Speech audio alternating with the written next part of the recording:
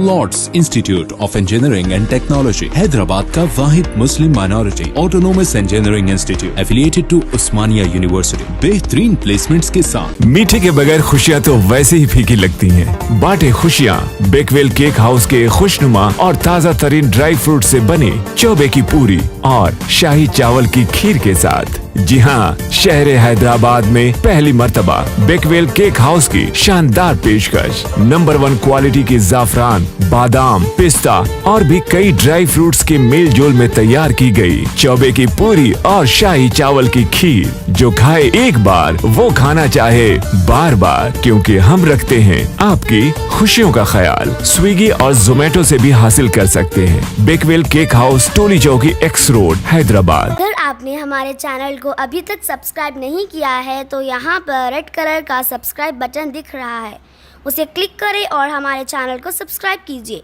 और साथ ही साथ बेल आइकन को भी क्लिक कीजिए, जिससे आपको ताज़ा अपडेट मिलती रहे।